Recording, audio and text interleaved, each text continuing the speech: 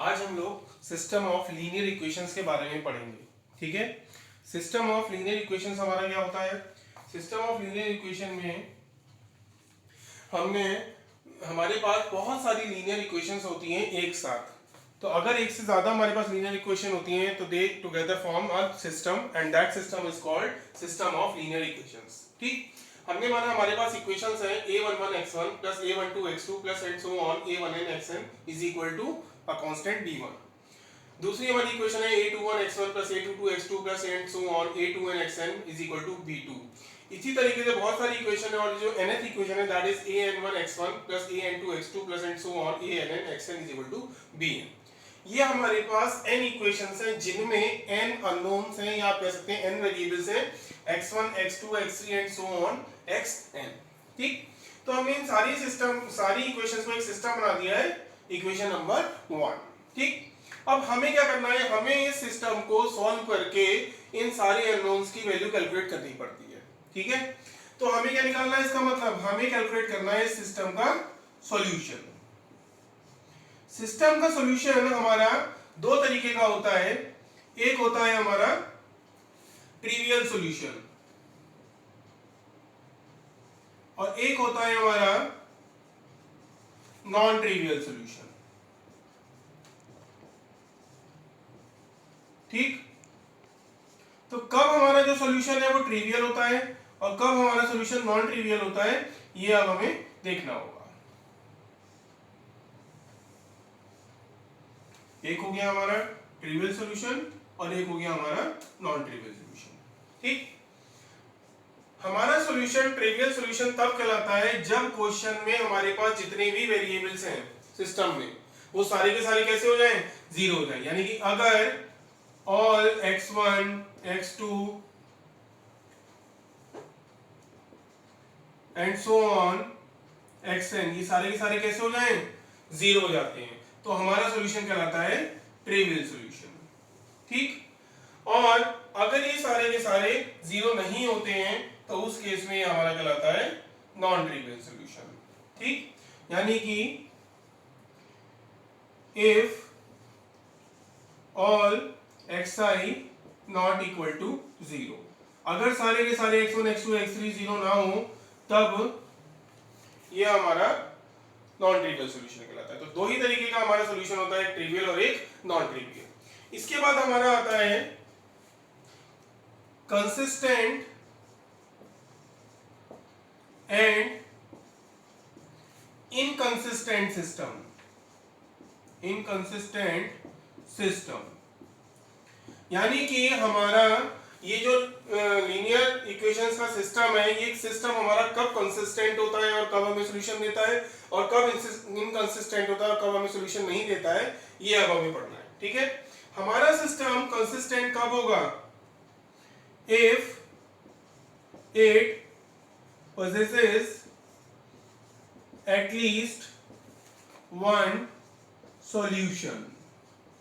यानी अगर हमारा ये जो सिस्टम है वो कम से कम हमें एक सॉल्यूशन जरूर दे, यानी कि कम से कम एक सेट ऑफ वैल्यूज हमें दे इन वेरिएबल्स की, तो हमारा सॉल्यूशन कैसा होता है, कंसिस्टेंट होता है।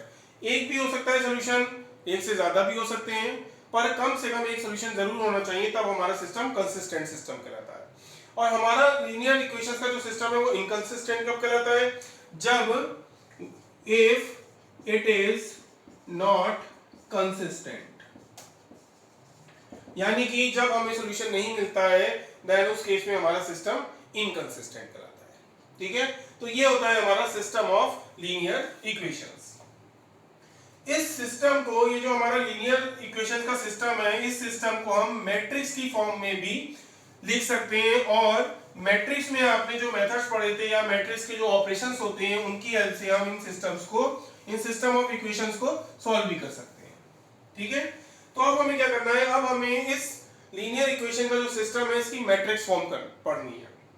अगर हम सपोज करें कि हमारे पास ये जो इक्वेशंस हैं उनके लेफ्ट हैंड साइड में जितने वेरिएबल्स हैं उनके जो कोफिशिएंट्स हैं a11 a12 a13 and so on a1n a21 a22 and so on a2n, इन सब की एक मैट्रिक्स बना दें कैपिटल A।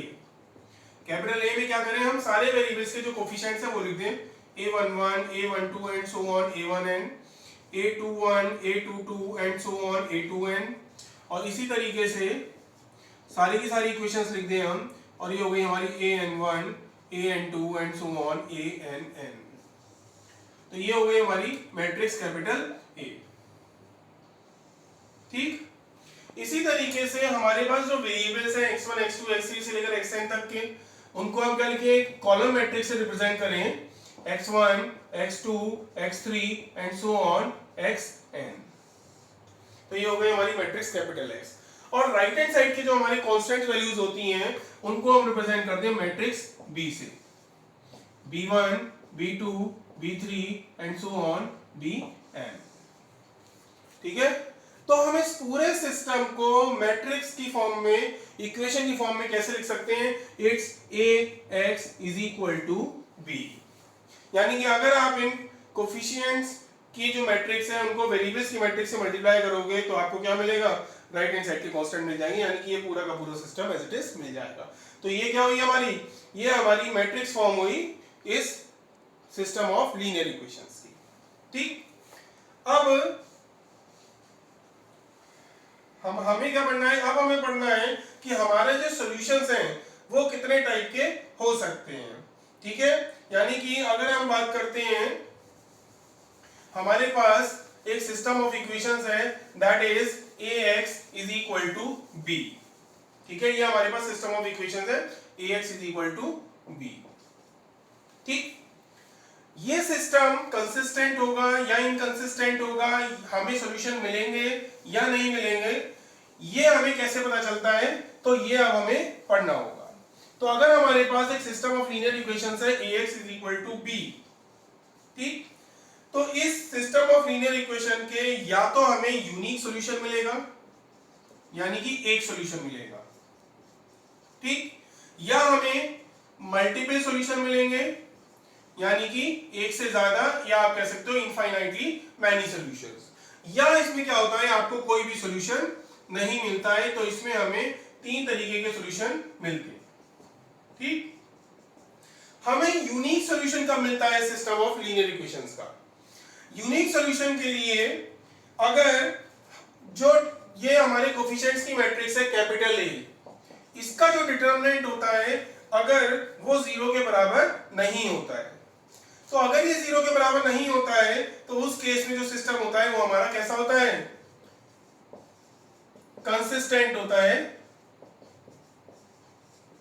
और तब हमें क्या होता है, यूनिक सॉल्यूशन मिलता है, यानी कि एक सॉल्यूशन मिलता है।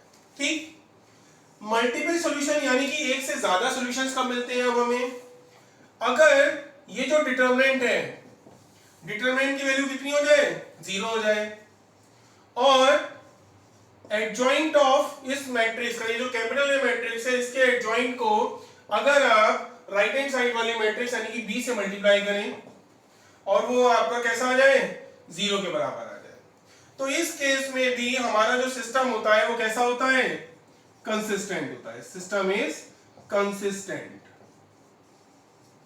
और इस केस में हमें कैसे सॉल्यूशन मिलते हैं, मल्टीपल सॉल्यूशन मिलते हैं, या आप कह सकते हो इनफाइनाइट सॉल्यूशन मिलते हैं।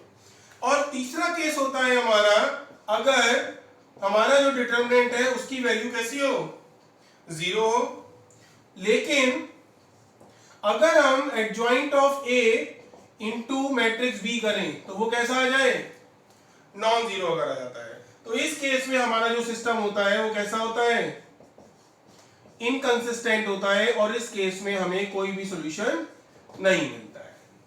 तो अगर हमारे इस सिस्टम ऑफ लीनियर इक्वेशंस में जो मैट्रिक्स A है उसका डिटरमिनेंट नॉन जीरो है तो सिस्टम कंसिस्टेंट होगा और हमें यूनिक सॉल्यूशन मिलेगा। अगर डिटरमिनेंट की वैल्यू 0 है तब आप ये कंडीशन चेक करोगे कि अगर adjoint of matrix into B matrix यानी राइट हैंड साइड की जो मैट्रिक्स है उसका मल्टीप्लिकेशन भी आपका क्या आता है, नल मैट्रिक्स आता है, या आप कह सकते हो 0, तो हमारा सिस्टम कंसिस्टेंट होता है और उस केस में हमें मल्टीपल सॉल्यूशन मिलते हैं, एक से ज्यादा सॉल्यूशन मिलते हैं।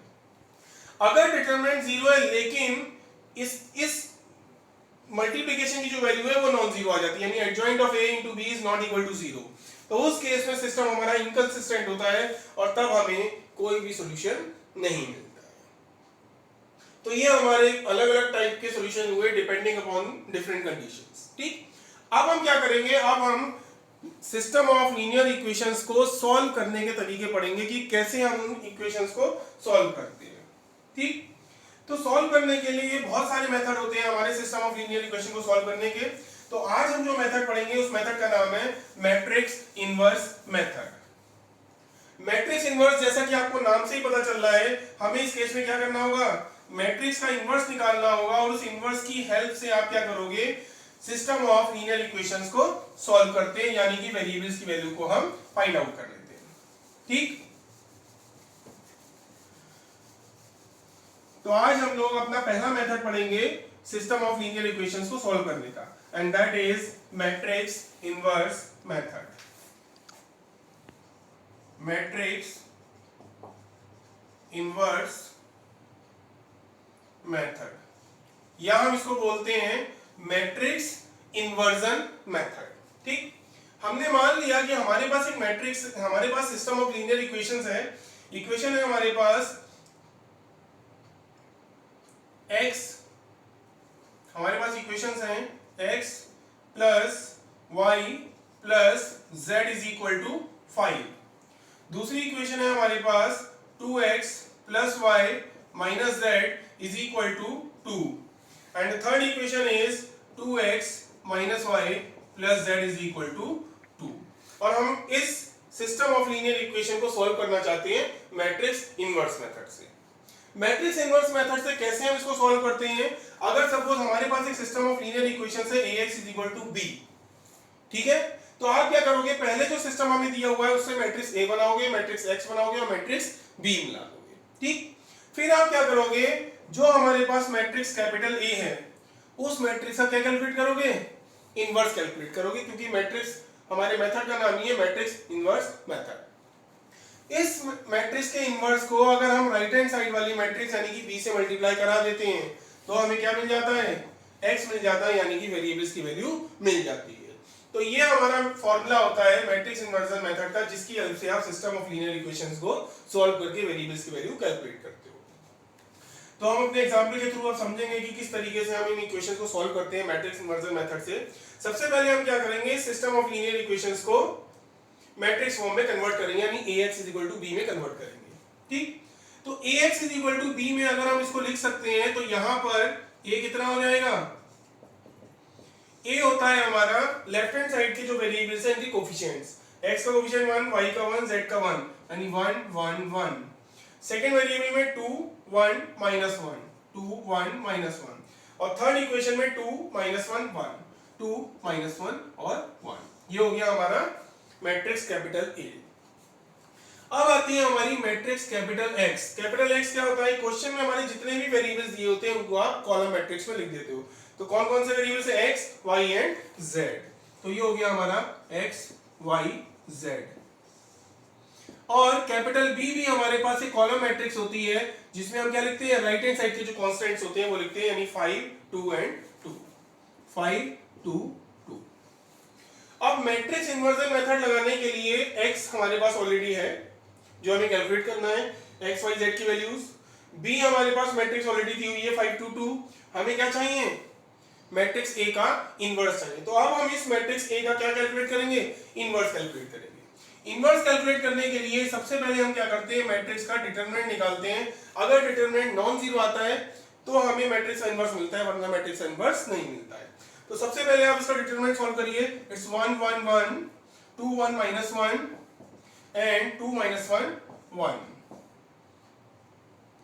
इसको हम कैसे सॉल्व करते हैं, इसको सॉल्व करने के लिए आप क्या करते हो, पहले हम फर्स्ट एलिमेंट लेते हैं, पहली रो का 1, और उसकी रो और कॉलम को ओमिट करते हैं, तो जो कुछ भी बचा होता है उसको क्रॉस मल्टीप्लाई करके उस डिटरमिनेंट को हम सॉल्व कर लेते हैं। तो 1 1 1 माइनस 1 1 -1 into -1 अगेन 1।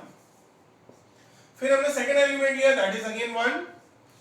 उस एलिमेंट के कॉलम और रो को ओमिट करते हैं, बाकी को क्रॉस मल्टीप्लिकेशन सॉल्व करो। 2 1 2 माइनस 2 into -1 -2, तो -2 और माइनस हो गया +2।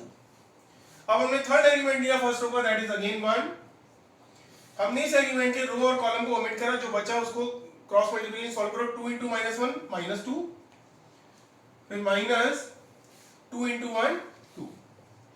अब हम इसको alternatively plus minus plus symbol हम दे देते हैं।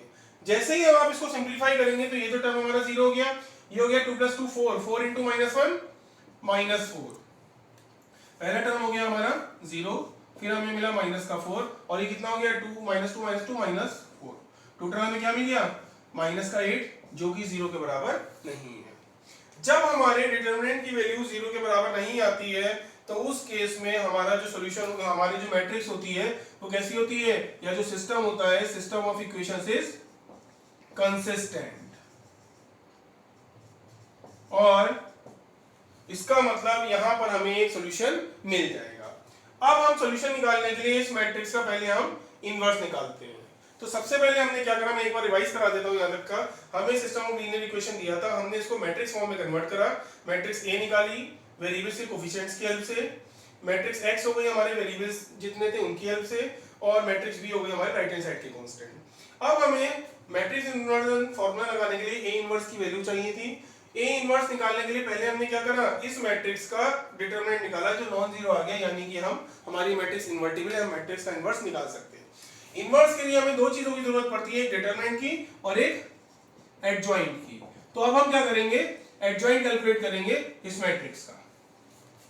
मैट्रिक्स का एडजॉइंट कैसे निकलता है, इसके रो फर्स्ट एलिमेंट का कोफैक्टर निकालने के लिए इसके रो और इसके कॉलम को ओमिट करो, जो बचा उसको क्रॉस मल्टीप्लिकेशन सॉल्व करो। 1 1 = 1 माइनस -1 × -1 -1, और इसके साथ ये तो हमारा हो गया वैसे तो 0, और इसके साथ में क्या आएगा -1 की पावर 1 + 1, क्योंकि ये पोजीशन है हमारी 1 1, तो टोटल सॉल्व करके क्या मिलेगा 0। अगर हम इस पोजीशन की बात करें तो इसके रो और इसके कॉलम को ओमिट करो, क्या बचेगा 2 1 = 2 माइनस 2 × -1 -2, तो -2 और माइनस हो गया +2, यानी टोटल हो गया 4। और इस पोजीशन की अगर हम बात करते हैं तो ये होगा -1 की पावर 1 + 2, क्योंकि ये हमारी 1 2 पोजीशन है। सॉल्व करेंगे तो क्या मिलेगा, ये हो गया हमारा -1 और 4 -4। और क्योंकि हम एलिमेंट कैलकुलेट ऐसे कर रहे हैं कोफैक्टर्स, ठीक है, बट हमें उनका ट्रांसपोज चाहिए होता है एडजॉइंट निकालने के लिए, यानी कि सॉल्व करके हम उसको कॉलम वाइज लिख देंगे। तो ये हमारा आ गया -4। अब हमें इस एलिमेंट का कोफैक्टर चाहिए, तो इसके रो और इसके कॉलम को ओमिट करिए, ये बचा हमारे पास, इसको सॉल्व करिए। 2 × -1 -2, फिर माइनस का 2 × 1 2, टोटल हो गया -4। और इस पोजीशन के लिए, सॉरी इस पोजीशन के लिए हमारी जो पोजीशन है क्या है 1 3, तो -1 की पावर 1 + 3 आ जाएगा। -1 की पावर 4 होता है +1 और -4, टोटल हो गया -4। अब इसका कोफैक्टर चाहिए हमें, तो इसके रो और इसके कॉलम को ओमिट करो, बचा 1 × 1 1 माइनस -1 × 1 -1, तो -1 +1, टोटल हो गया 2, और साथ में क्या आएगा -1 की पावर 2 + 1, क्योंकि ये पोजीशन हमारी कौन सी है 2 1 पोजीशन है। तो ये हो गया -1 -1 की पावर 3 -1, और × 2 -2। इस पोजीशन के लिए हमें कोफैक्टर चाहिए, तो इसके रो और इसके कॉलम को ओमिट करो, बचा 1 1 = 1 -2 1 = 2, सिंपलीफाई करोगे मिला -1, और साथ में क्या आएगा -1 की पावर 2 + 2, क्योंकि ये पोजीशन है हमारी 2 2, तो -1 की पावर 4, तो +1 हो गया, बचेगा हमारे पास -1। इस पोजीशन का कोफैक्टर अगर हमें चाहिए तो इसके रो और इसके कॉलम को ओमिट करो, क्या बचा 1 × -1 -1, और माइनस का 2 1 = 2, तो टोटल हो गया -3। उसके साथ में क्या आएगा -1 की पावर, ये कौन सी पोजीशन है 2 3 पोजीशन है हमारे पास, यानी कि 2 + 3, तो -1 की पावर 5 इज -1 और -3, टोटल क्या हो गया +3 हो गया हमारे पास। ठीक, अब इसके बाद हमें इस पोजीशन का कोफैक्टर चाहिए। इसका कोफैक्टर निकालने के लिए हम इसके रो और इसके कॉलम को छोड़ेंगे, क्या बचेगा 1 × -1 -1, फिर -1 1 = 1, टोटल हो गया -2, और साथ में क्या आएगा -1 की पावर 3 + 1, क्योंकि ये पोजीशन है हमारी 3 1, तो ये -1 की पावर 4 तो हो गया +1, बचा गया हमारे पास -2। इस पोजीशन का कोफैक्टर निकालने के लिए इसके कॉलम इसके रो को ओमिट करिए, क्या मिलेगा 1 × -1 -1, फिर -2 1 = 2, टोटल क्या हो गया -3, साथ में क्या आएगा -1 की पावर 3 + 2, क्योंकि ये पोजीशन कौन सी है हमारी 3 2 पोजीशन है। ठीक, तो -1 की पावर 5 इज -1, और -1 और -3 +3। इस पोजीशन के लिए अगर कोफैक्टर चाहिए तो इसके रो और कॉलम को ओमिट करा, क्या बचा 1 1 = 1 -2 1 = 2, टोटल क्या आ गया -1, और इसके साथ में क्या आएगा -1 की पावर 3 + 3, क्योंकि ये पोजीशन है हमारी 3 3। तो अब आप इसको सॉल्व करोगे तो क्या मिलेगा -1 की पावर 6 + 1, टोटल बच गया हमारे पास 1। ठीक, तो ये हमने क्या करा, ये हमने अपनी मैट्रिक्स का एडजॉइंट कैलकुलेट कर लिया। अब हम इजीली मैट्रिक्स का इनवर्स कैलकुलेट कर सकते हैं। मैट्रिक्स का इनवर्स कैलकुलेट करने का फॉर्मूला क्या होता है, अगर हम एडजॉइंट को डिटरमिनेंट से डिवाइड कर दें तो हमें मैट्रिक्स का इनवर्स मिल जाता है। ठीक, तो अब हम क्या करेंगे, इनवर्स का फॉर्मूला लगाएंगे 1 upon determinant of A into adjoint of A. तो हमारे पास एडजॉइंट क्या है, हमने कैलकुलेट करा था 0 -2 -2 -4 -1 3 -4 -1 3 एंड -4 3 -1 -4 3 -1। इसको आप डिटरमिनेंट से डिवाइड कर दो, डिटरमिनेंट हमने कितना निकाला था माइनस का 8, तो 1 अपॉन -8। तो ये हमारा क्या कैलकुलेट हो गया, ए इनवर्स कैलकुलेट हो गया। ठीक, अब हम मैट्रिक्स इन्वर्जन मेथड से सॉल्व करने के लिए हमें क्या करना पड़ेगा, x की वैल्यू कैलकुलेट करने के लिए हमें, तो अब हम x की वैल्यू कैलकुलेट करने के लिए a इनवर्स को b से मल्टीप्लाई करेंगे। ठीक है, ये फॉर्मूला है, a इनवर्स हमने कैलकुलेट कर रखा है माइनस का 1 अपॉन 8, और ये हो गया हमारा 0 -2 -2 -4 -1 3 एंड -4 3 -1। इसको हम मल्टीप्लाई कराएंगे b से। b मैट्रिक्स क्या थी हमारी 5 2 2 5 2 2। ठीक, लेफ्ट हैंड साइड में x की वैल्यू हम लिख देंगे, x हमारा कितना था, x था हमारा x y z। ठीक, अब आप क्या करेंगे, -1 अपॉन 8 को तो हमने एज इट इज रखा, पहले हमने इस मैट्रिक्स को इस मैट्रिक्स से मल्टीप्लाई कराया। कैसे मल्टीप्लाई होगी, पहले रो को आप इस कॉलम से मल्टीप्लाई करिए, 0 × 5 0, -2 × 2 -4 एंड -2 × 2 -4, टोटल क्या हो गया माइनस का 8। पहली रो की कॉलम से मल्टीप्लाई हो गई। अब सेकंड रो को कॉलम से मल्टीप्लाई करिए, -4 × 5 -20, -1 × 2 -2, 3 × 2 6, ये टोटल कितना हो गया 28,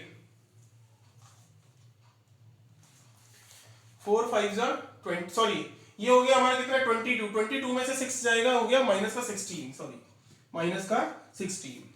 अब हम थर्ड रो को कॉलम से मल्टीप्लाई करेंगे, 4 5 20 तो माइनस का 20, फिर 3 2 6 प्लस का एंड -1 × 2 -2, फिर टोटल हो गया -20 × -2 -22, उसमें से 6 जाएगा तो टोटल हो जाएगा माइनस का 16। ठीक, अब हम क्या करेंगे, अब हम इस माइनस के 1/8 को अंदर मल्टीप्लाई करेंगे, या आप कह सकते हो सारे एलिमेंट्स को -8 से डिवाइड करो, तो -8 upon -8 is 1, -16 upon -8 is 2 and -16 upon -8 is 2। अब आप क्या करेंगे, अब आप लेफ्ट हैंड साइड और राइट हैंड साइड को कंपेयर कराएंगे तो हमें वेरिएबल्स की वैल्यू मिल जाएगी। तो ये थी हमारी लेफ्ट हैंड साइड और ये हमने सॉल्व करके राइट हैंड साइड निकाली। इसका मतलब क्या हुआ, x हमारा कितना हो गया 1 हो गया, x is equal to 1, y कितना हो गया 2 एंड z कितना हो गया हमारा 2 हो गया। तो ये जो हमारे वेरिएबल्स की वैल्यू आई है ये हमारी मैट्रिक्स इन्वर्जन मेथड से दिए हुए सिस्टम ऑफ लीनियर इक्वेशंस का क्या है सॉल्यूशन है। तो इस तरीके से आप मैट्रिक्स इन्वर्जन मेथड से सॉल्व करते हो। मैं एक बार रिवाइज कराता हूं, पहले आपने क्या करा, दिए हुए सिस्टम को मैट्रिक्स फॉर्म में कन्वर्ट करा, फिर पहले इस मैट्रिक्स का ये मैट्रिक्स का क्या करा, डिटरमिनेंट निकाला जो नॉन जीरो आ गया, इसका मतलब मैट्रिक्स इन्वर्टिबल है और हम उसका इन्वर्स कैलकुलेट कर सकते हैं। फिर आपने इन्वर्स कैलकुलेट करने के लिए एडजॉइंट निकाला, एडजॉइंट और डिटरमिनेंट की हेल्प से इन्वर्स कैलकुलेट कर लिया, फिर फॉर्मूले के अकॉर्डिंग इन्वर्स को राइट हैंड साइड की मैट्रिक्स b से मल्टीप्लाई कराया और हमें अपने वेरिएबल्स की वैल्यू मिल गई। तो ये हमारा होता है matrix inversion method. Thank you.